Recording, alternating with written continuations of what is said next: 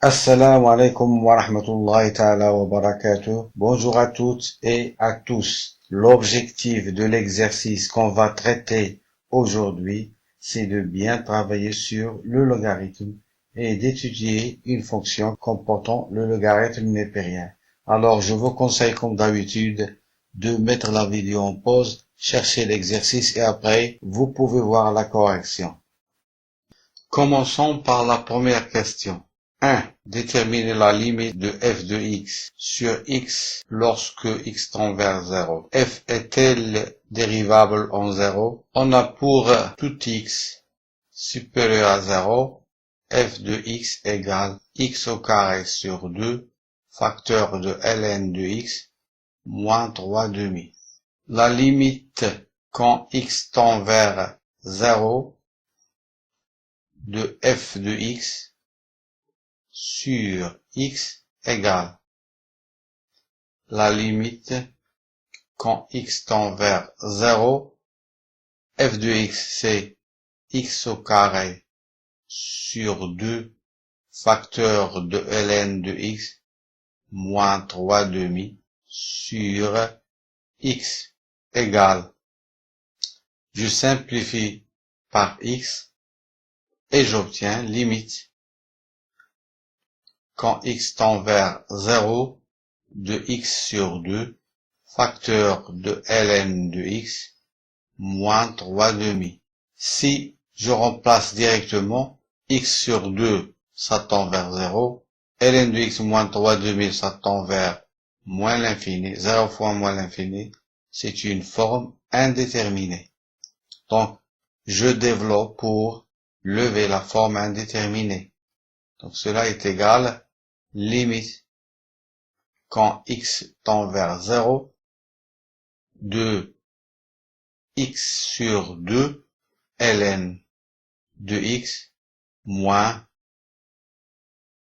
3 sur 4 x que je peux écrire limite quand x tend vers 0 de 1 demi x ln de x moins 3 quarts x. On a la limite quand x tend vers 0 de x ln de x égale à 0. C'est une limite connue que vous devez savoir. Et limite quand x tend vers 0 de 3 quarts x égale évidemment 0. Donc, par somme, on obtient limite quand x tend vers 0 de 1 demi x ln de x moins 3 quarts x qui est égal à la limite qu'on cherche, la limite quand x tend vers 0 de f de x sur x égale à 0.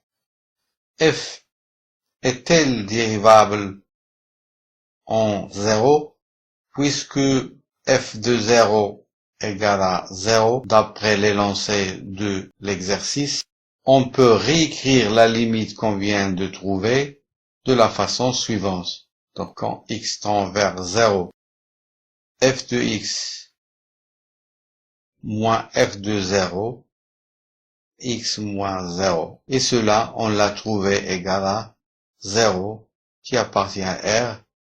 Cela nous permet de dire que f est dérivable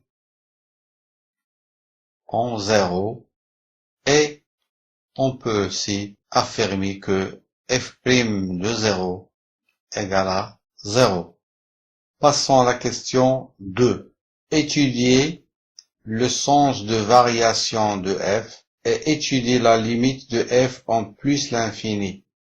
Pour cela, il faut calculer la dérivée de f. F est dérivable sur 0 plus l'infini. On a f de x égale x au carré sur 2, facteur de ln de x moins 3 demi, égale U de x fois V de x. Avec U de x égale x au carré sur 2. Donc, U' de x égale à x et V de x égale ln de x moins 3 demi, ce qui implique que V' de x égale à 1 sur x. Donc, f' de x égale la dérivée d'un produit. C'est U' de x fois V de x plus V' de x fois U de x. Et je remplace U' c'est x fois V de x, c'est ln de x moins 3 demi, plus V' de x, c'est 1 sur x, fois x au carré sur 2. Je développe x ln de x moins 3 demi x, plus 1 sur x fois x carré sur 2, c'est x sur 2. 1 demi x, ce qui donne x ln de x moins x. F' de x est donc égal, je mixe en facteur, x facteur de ln de x moins 1. Voilà la dérivée de la fonction f qui va nous aider à étudier les variations de f. Puisque x est supérieur à 0, f' de x a le même signe que ln de x moins 1. ln de x moins 1 supérieur à 0, équivalent à ln de x est supérieur à 1, équivalent à x est supérieur à e, c'est-à-dire x appartient à e plus l'infini. Donc, f est strictement croissante sur e plus l'infini. ln de x moins 1 est inférieur à 0, équivalent à ln de x est inférieur à 1, équivalent à x est inférieur à e, c'est-à-dire x appartient 0e. Donc, f est strictement décroissante sur 0e. Maintenant, étudions la limite de f de x en plus l'infini.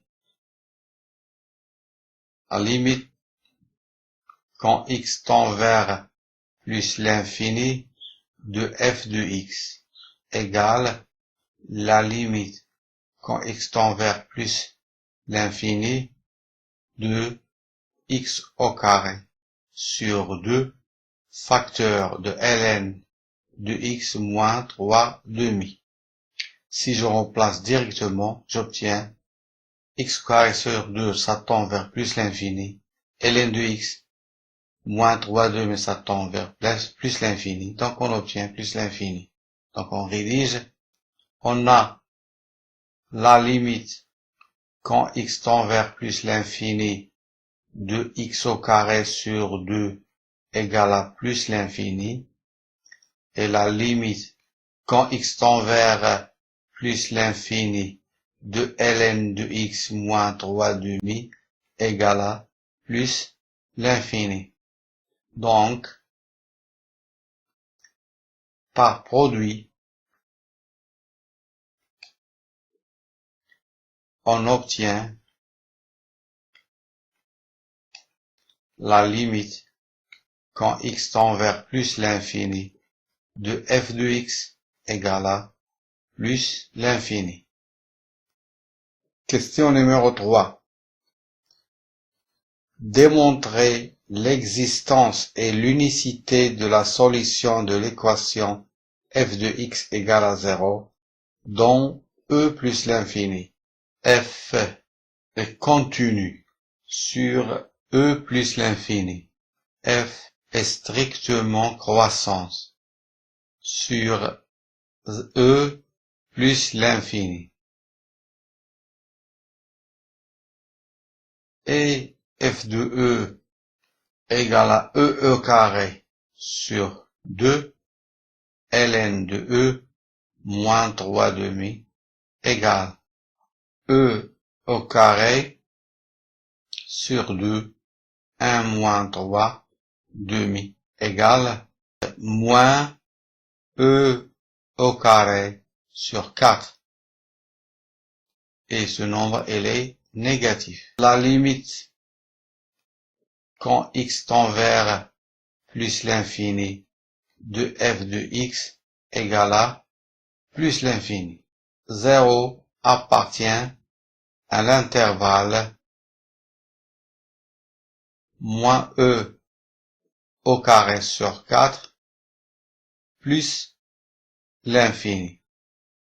Donc, d'après le théorème de valeur intermédiaire, la solution de l'équation f de x égale à 0 existe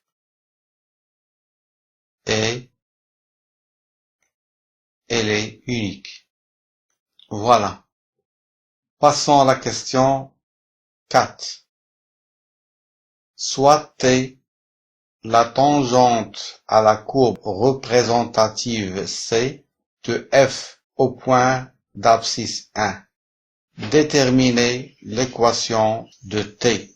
De façon générale, l'équation de la tangente à une courbe au point x0 égale y égale f' de x0 facteur de x moins x0 plus f de x0, sous réserve que la fonction f est dérivable au point x0. Dans notre cas, l'équation de la tangente t, y, égale à f' de 1, facteur de x moins 1, plus f de 1. Donc, pour trouver cette équation, il va falloir calculer f' de 1 et f de 1. Alors, calculons f' de 1 et f de 1. f' de 1 égale 1 facteur de ln de 1 moins 1 égale moins 1. f de 1 égale à 1 au carré sur 2 facteur de ln de 1 moins 3 demi égale moins 3 quarts. Donc y égale f' de 1, elle est égale à moins 1 fois x moins 1 plus moins 3 quarts égale moins x plus 1 moins 3 quarts égale moins x plus 1 quart. L'équation de la tangente t est y égale 1 quart moins x. Question numéro 5. Tracez la courbe représentative C de f et la droite t dans un repère orthonormal OIJ. On nous demande de tracer la courbe représentative C de f et la droite t dans un même repère orthonormal OIJ. On a des informations suffisantes pour tracer la courbe et la droite tangente à la courbe au point d'abscisse 1. Donc la courbe a cette allure. La question numéro 6. Soit lambda appartient à l'intervalle 0e. On pose I de lambda égale l'intégrale de lambda à E de f de x d de x. Petit a, calculer I de lambda pour lambda appartient à l'intervalle 0e. Calculons I de lambda. I de lambda égale l'intégrale de lambda à E f de x d de x égale intégrale de lambda à E de x au carré sur 2 facteur de ln de x moins 3 demi d de x. Pour cela, on va effectuer une intégration par partie. Pour revoir cette technique, je vous laisse dans la description le lien de la vidéo que je vous ai déjà faite sur l'intégration par partie. Alors, on pose u de x égale ln de x moins 3 demi. Donc, u' de x égale 1 sur x et v' de x égale x au carré sur 2. Donc, v de x égale à x au cube sur 6. On a alors I de lambda égale à l'intégrale de lambda à E f de x d de x égale l'intégrale de lambda à E de v' de x fois u de x d de x. Selon la technique de l'intégration par partie, on obtient v de x fois u de x de lambda à E moins l'intégrale de lambda à E de v de x fois u' de x d de x égale v de x sur 6 fois u de x, c'est ln de x moins 3 demi de lambda à E moins l'intégrale de lambda à E v de x, c'est x au cube sur 6 fois u' de x, c'est 1 sur x d de x égale E au cube sur 6 facteur de ln de E moins 3 demi moins lambda au cube sur 6 facteur de ln de lambda moins 3 demi moins l'intégrale de lambda à E de 1 sur 6 x au carré d de x égale E au cube sur 6 ln de E moins 3e au cube sur 12 moins lambda au cube sur 6 ln de lambda plus 3 lambda au cube sur 12 moins 1 sur 18 x au cube de lambda à E, qui est égal E au cube sur 6 moins 3e au cube sur 12 moins lambda au cube sur 6 ln de lambda plus 3 lambda au cube sur 12 moins E au cube sur 18 plus lambda au cube sur 18. Et on regroupe les lambda, donc E au cube sur 6 moins 3 au cube sur 12 moins E au cube sur 18 plus 3 lambda au cube sur 12 plus lambda au cube sur 18 moins lambda au cube sur 6 ln de lambda et qui donne à la fin moins 5 E au cube sur 36 plus 11 lambda au cube sur 36 moins lambda au cube sur 6 ln de lambda. Voilà le résultat final. Calculer la limite de I de lambda lorsque lambda tend vers 0. Calculons I lambda quand lambda tend vers 0.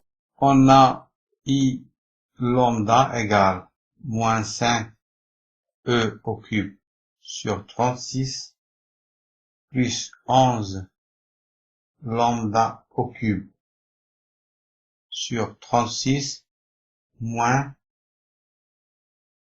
lambda au cube sur 6 ln de lambda. Donc, quand lambda tend vers 0, I lambda tend vers moins 5 E au cube sur 36. Car la limite quand lambda tend vers 0 de lambda ln de lambda égale 0, c'est une limite connue, et la limite quand lambda tend vers 0 de 11 lambda au cube sur 36 égale aussi 0. Petit c, en déduire l'aire de la partie du plan limitée par la courbe, l'axe des abscisses et les droites d'équations respectives x égale à 0 et x égale à e. Puisque pour tout x appartient à 0e, f de x est inférieur à 0, c'est-à-dire la courbe est au-dessous de l'axe des abscisses, l'intégrale I lambda qui est égale I de lambda égale à l'intégrale de lambda à e de f de x d de x est égale en unité d'aire à l'opposé à l'aire du plan délimité par la courbe C, l'axe des abscisses et les droites d'équations respectives x égale lambda et x égale à e. Si on fait tendre lambda vers 0, on peut donc affirmer que l'aire du plan délimité par la courbe C, l'axe des abscisses et les droites d'équations respectives x égale à 0 et x égale à e. On peut affirmer que elle vaut 5 e au cube sur 36. Voilà, on a terminé l'exercice. Si vous avez des questions, n'hésitez pas à me les poser dans le commentaire. Merci et à bientôt.